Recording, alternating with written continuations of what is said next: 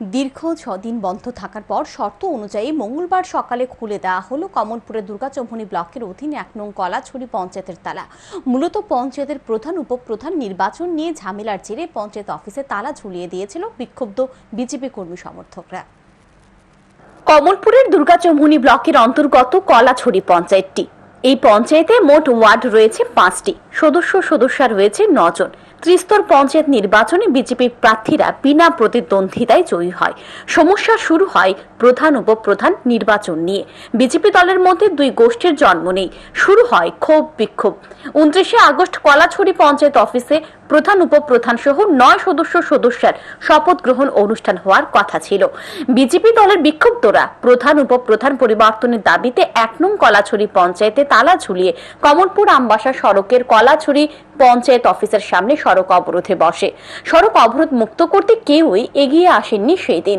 সড়ক অবরোধ চলে 29 আগস্ট সকাল 10টা থেকে সন্ধ্যা 5টা পর্যন্ত। অবরোধ চলাকালীন প্রধান উপপ্রধান সহ 5 সদস্যা দুর্গাচৌমুহনী ব্লকে গিয়ে শপথ নিয়ে নেন। বিক্ষুব্ধ অবরোধকারীদের ক্ষোভ আরো বৃদ্ধি পায়। সড়ক অবরোধকারীদের বক্তব্য, প্রধান উপপ্রধান পরিবর্তন না হলে পঞ্চায়েতের তালা খোলা হবে না। শেষ পর্যন্ত মঙ্গলবার শর্ত অনুযায়ী পঞ্চায়েতের তালা খুলে দেওয়া হয়। একই সাথে বিধায়ক মনোজ কান্তি দেবের সিল ও স্বাক্ষর সম্বলিত চিঠিতে প্রধান হিসেবে দ্রৌপদী মালাকার ও উপপ্রধান হিসেবে নিবাস দাসের নাম উল্লেখ করে 11 জনের পঞ্চায়েত উন্নয়ন কমিটি গঠন করে পঞ্চায়েত সচিবের উদ্দেশ্যে GRS কর্মী বাবুল দত্তের হাতে চিঠি তুলে দেওয়া হয়। পঞ্চায়েত অফিসের তালা খোলাকে কেন্দ্র করে যেন কোনো ধরনের সমস্যা না হয় তার জন্য আগে থেকেই পঞ্চায়েত অফিসে নিরাপত্তা ব্যবস্থা জোরদার করে কমলপুর থানার পুলিশ। বিক্ষুব্ধ বিজেপি কর্মী বাপ্পা শুক্লবৈদ্য জানান, 1 নং কলাছড়ি পঞ্চায়েতের প্রধান উপপ্রধান নিয়ে সমস্যা ছিল। 29 আগস্ট থেকে পঞ্চায়েতে তালা ঝুলছিল। মঙ্গলবার দল থেকে 11 জনের এক উন্নয়ন কমিটি গঠন করা হয়েছে। এখন থেকে উন্নয়ন কমিটি পঞ্চায়েত পরিচালনা করবে। নিয়ে যে বিভিন্ন সমস্যা ছিল, এই সমস্যার সমাধান আজকে সমাধান হয়েছে। আমাদের পার্টি থেকে একটা উন্নয়ন কমিটি বানানো দিয়েছে।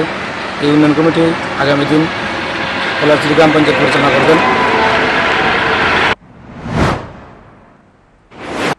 আপাতত প্রধান উপপ্রধান নির্বাচন নিয়ে 1 নং কলাছড়ি পঞ্চায়েতে যে ঝামেলার সূত্রপাত হয়েছিল তা উন্নয়ন কমিটি গঠন করে আপাতত নিষ্পত্তি করা হয়েছে। কিন্তু এই উন্নয়ন কমিটি গঠন করে কি ঝামেলার পুরোপুরি সমাধান হয়েছে? উত্তরটা হয়তো সময়ই দেবে। Bureau report, news today.